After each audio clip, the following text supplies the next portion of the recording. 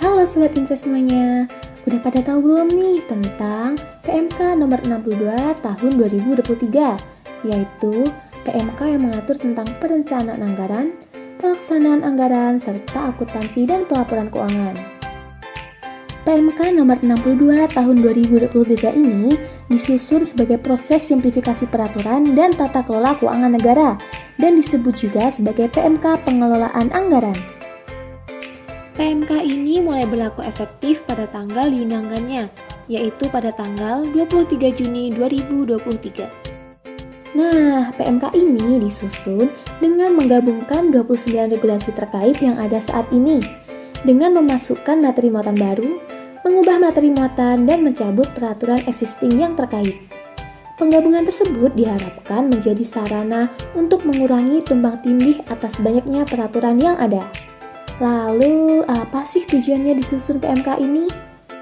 Tujuan yang pertama yaitu menyelaraskan substansi Peraturan Menteri Keuangan dengan substansi PP nomor 6 tahun 2023, yaitu tentang penyusunan rencana kerja dan anggaran.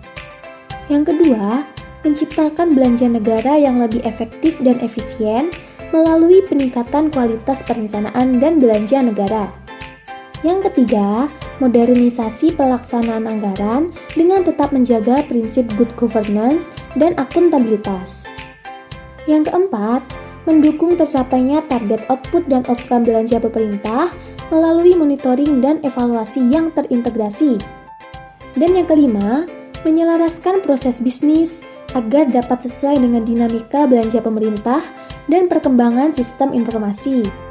Nah, pada video ini akan dijelaskan terkait substansi perubahan mengenai tata cara pembayaran dalam rangka pelaksanaan anggaran sesuai dengan PMK nomor 62 tahun 2023. Jadi, apa aja sih substansinya? Yang pertama, simplifikasi pelaksanaan anggaran. Yang kedua, modernisasi proses pembayaran. Yang ketiga, penyempurnaan pengaturan pejabat perbendaharaan, dan yang keempat, hal-hal lainnya. Untuk lebih jelasnya, yuk kita sama-sama simak penjelasan berikut ini. Substansi yang pertama, simplifikasi pelaksanaan anggaran. Yang pertama, adanya simplifikasi proses pembayaran yang mengutamakan pembayaran secara langsung ke penerima hak pembayaran, atau yang disebut juga dengan mekanisme pembayaran LS. Kemudian, diatur juga terkait batasan besaran pembayaran dengan UP, yaitu paling banyak Rp200 juta kepada setiap penerima hak pembayaran, namun dikecualikan untuk kegiatan tertentu. Simplifikasi yang kedua, ada simplifikasi dokumen, yaitu simplifikasi format dan bentuk dokumen yang diperlukan dalam proses pembayaran. Selanjutnya, ada simplifikasi regulasi, yaitu adanya substansi pengaturan yang lebih ringkas, umum, dan tidak kaku, sehingga dapat lebih mudah mengakomodir perkembangan di masa mendatang. Lanjut ke substansi yang kedua, yaitu modernisasi proses pembayaran.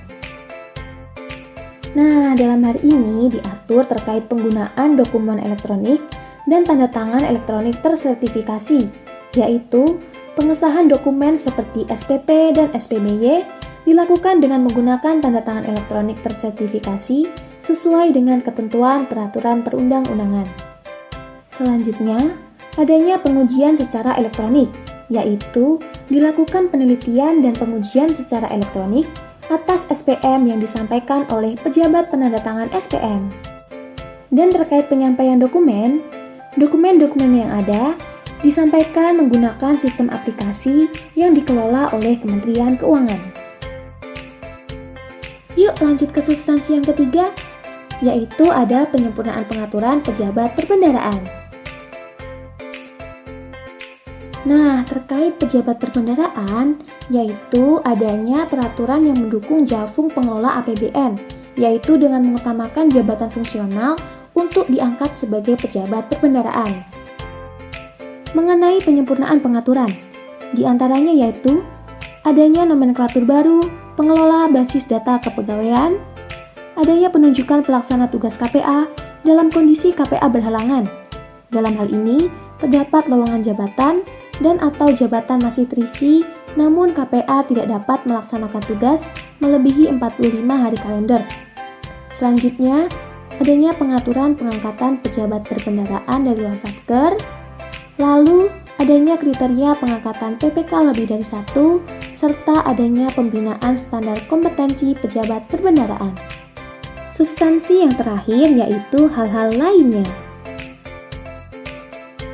Terkait ruang lingkup, ketentuan-ketentuan yang ada merupakan ketentuan yang berlaku secara umum dalam tata cara pembayaran atas beban APBN, sepanjang tidak diatur secara khusus dalam PMK sektoral. Terkait komposisi, peraturan dibuat lebih ringkas, yaitu dengan tidak memasukkan substansi yang sudah diatur dalam PMK existing. Nah, itu tadi semua rangkaian penjelasannya. Terima kasih telah menonton video ini.